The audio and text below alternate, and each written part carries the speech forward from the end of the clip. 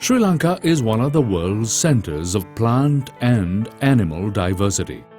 Almost 1,000 species of plants and several times as many animals in our forests are found nowhere else on Earth. The Central Highlands is an area which contributes to this immense biological diversity. This narrow horseshoe-shaped expanse of forest stretches from Adams Peak across Pidrutalagala eastwards to the Knuckles Hills.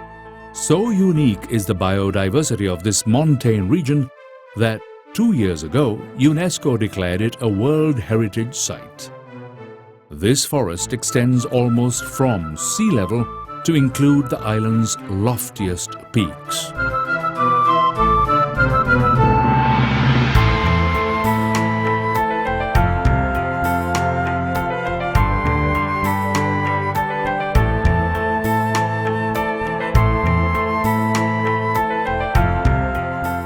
Although it is not as famous as Singharaja, the Central Highlands are much more popular among Sri Lankans for two reasons. The first is that almost 1 million pilgrims of all faiths ascend Adams Peak each year to offer obeisance, and about a quarter as many make their way to Horton Plains. This makes it one of Sri Lanka's most visited national parks. More than 2,000 meters above sea level, the cool, damp air of this grassland plateau is interspersed with tropical montane cloud forest, its magnificent trees festooned with dense growth of moss, ferns, fungi and lichens. The plains also offer some of the most compelling scenery in Sri Lanka with their sweeping views on all sides.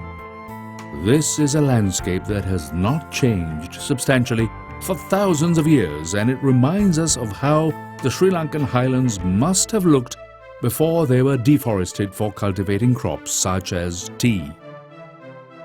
Most visitors hope to catch a glimpse of the spectacular view from World's End, the 700-meter-high cliff at the southeastern edge of the plains, which is often shrouded in mist. Others trek to Baker's Falls, named after the famous 19th century explorer Sir Samuel Baker, who hunted there.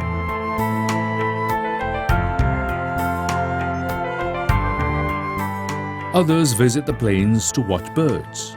It is one of the few places where one can see the rare endemic Sri Lanka whistling thrush. Also common on the plains are the endemic hill white-eye and yellow-eared bulbul. The recent history of the plains commenced with their discovery by Europeans in 1834, following which they were named for the then governor, Sir Robert Wilmot Horton, who incidentally was also the founder of Royal College, Colombo. It was not long before scientists too began exploring the region more systematically. The Horton Plains are a unique wilderness where the clouds meet the ground to provide a perpetually damp atmosphere for trees and grasses.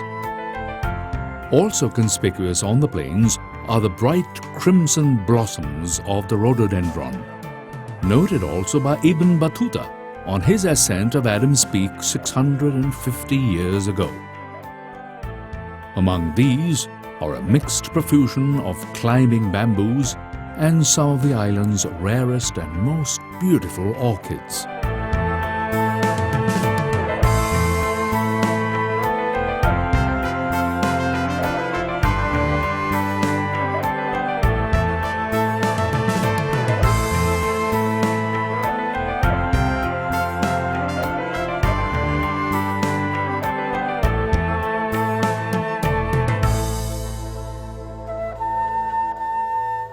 But it is not just the large and colorful plants that make Horton Plains so fascinating to botanists. Many species are so small that one needs a magnifying glass to properly view them, such as some lichens and carnivorous plants which feed on insects.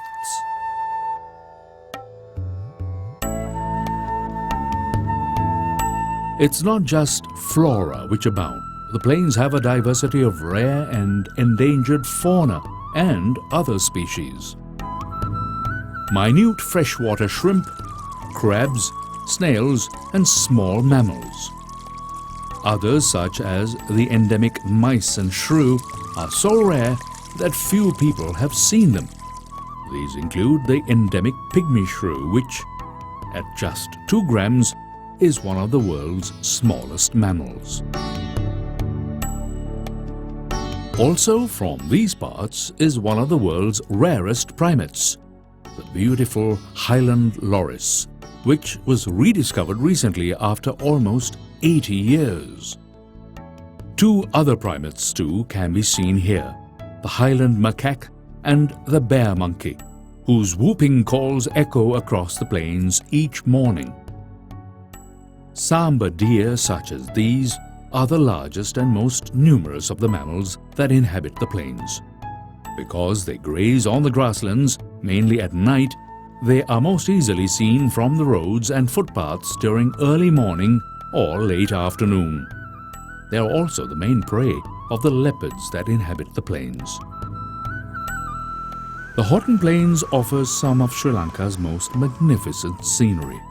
These include the island's 2nd and 3rd highest peaks, Totupolakanda and Kirigalpotta, both of which lie within the national park and can be accessed on foot.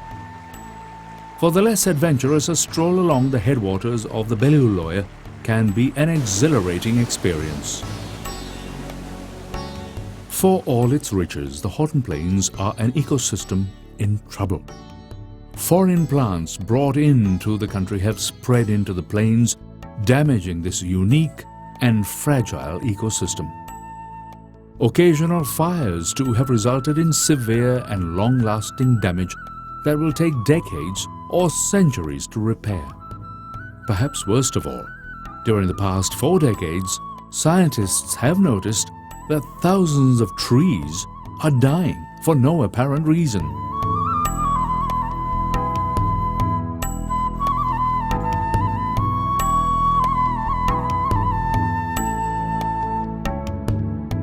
The park serves as a good example to remind us of how fragile our environment is and how much remains to be done to secure its future.